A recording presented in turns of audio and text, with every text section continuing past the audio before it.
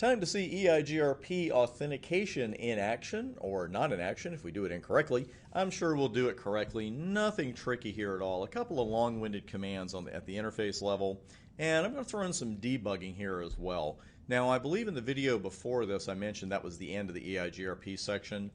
What happened was I was doing this in the security section, and I would rather put it with the EIGRP video since it is EIGRP authentication. So let's jump right in. Actually, I started a little bit without you here because we do have an adjacency between routers 2 and 3 over the 172.12.23.0/24 network. Everything from every previous video period was removed. I did a write erase on everybody, brought them back up, and just put this adjacency in place. And now I'm going to go ahead and show you the keychain command and a couple of options as we go along, because the first thing I want to show you is that keychain, even though you'll see it hyphenated many times, the command is not actually hyphenated. It is keychain when you start writing your keychain. And notice that when you use iOS help hyphenates keychain, and you'll see it that way in a lot of books and a lot of documentation. It's really easy to type key-chain or key-chain, however you want to put it. If you get unrecognized command, don't panic. Just look for the caret, because I guarantee you it's going to be pointing to where you put that unnecessary hyphen. So we've got keychain CCNP, a boring name, but let's stick with that. And a key identifier, and as you can see, the key identifiers can go from 0 to a number much greater than 0. I'm going to stick with key 1 right here, and then you'll notice the config mode changes to config keychain key. And this is where you're actually putting the password. The keychain, you are going to refer to that when you are applying this to an interface. And what we're going to do is authenticate. It's two-way authentication between routers 2 and 3 over their EIGRP adjacency. And we just want to make sure, that we don't have any rogues that snuck in there, any bad guys that are part of that adjacency. We want to make sure that everything is above board. And what I'm going to do next is set a key string. But the two options I wanted to show you here that are a little bit beyond the scope of the NP route, but I want you to know about them, is accept lifetime and send lifetime. Now, by default, when we create this key and I put a key string of Cisco in, that is a forever password. There are no limitations to it. It's going to be the EIGRP authentication key until we take it off.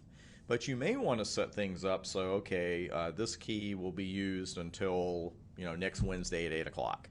And you can set an accept lifetime of that. Let's go ahead and dive into that. I'd rather show it to you than talk about it. And you'll notice time to start.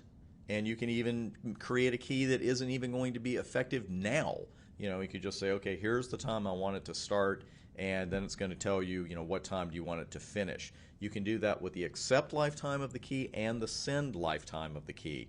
So we're not going to get into that here. I want to stick to the fundamentals of EIGRP authentication, but those are two options that it's a good idea just so you know a little something about.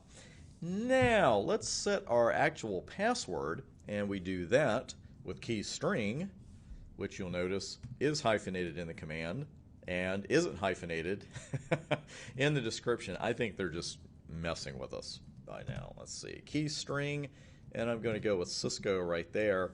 And really, that's it. I'm ready to now apply this on the interfaces, because we're not going to go in the EIGRP config and apply it. We're actually going to go to the interface level. So since this is over the fast Ethernet, by golly, that would be a good place to put it. Let me move that arrow. We've got IP authentication is how it starts, and keychain and mode. And you actually need to set both of these. Got to set the mode, got to set the keychain. Let's take a look at this mode option. And EIGRP is kind of an egomaniac. You got to mention EIGRP in here. I like the way iOS tells you EIGRP is Enhanced Interior Gateway Routing Protocol, EIGRP in paren. Just notice that.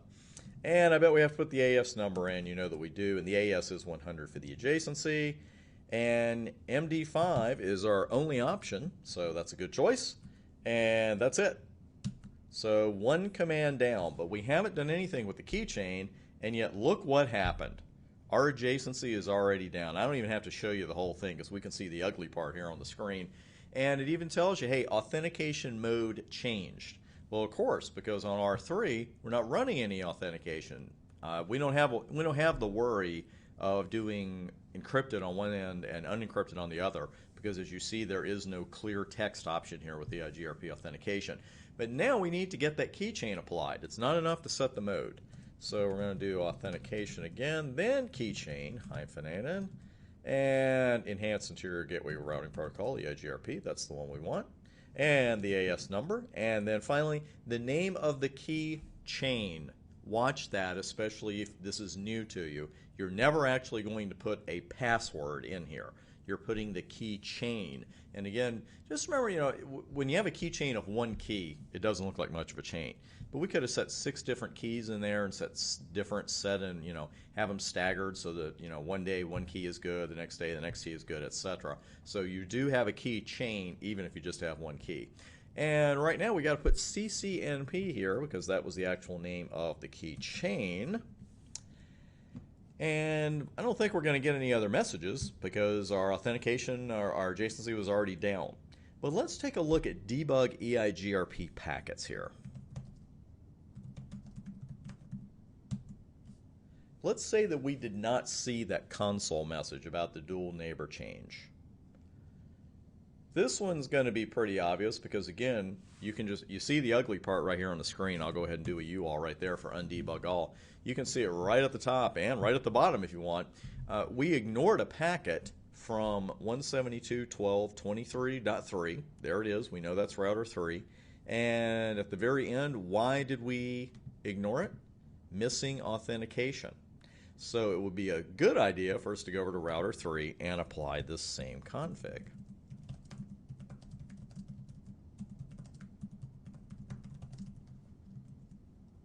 Key 1 is Cisco.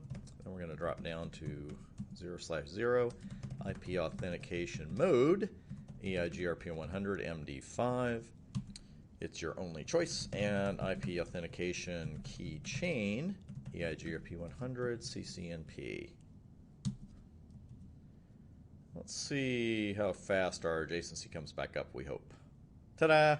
And there it is, 23.2 is up, new adjacency. Let's go over to router. Well, actually, we could run that on 3. Forgot we did turn it off. We're good network admins. We turned that debug off. Let's run a debug EIGRP packet. Let's see if there is a mention of authentication. And there it is. I'll go ahead and do a UL right there. You can see at the very first line, EIGRP received packet with MD5 authentication, key ID equals 1. And that's all you're going to see in the debug because, again, we don't really want the password mentioned in this output. But that is EIGRP authentication in a nutshell. Now let's head to the next section of the course.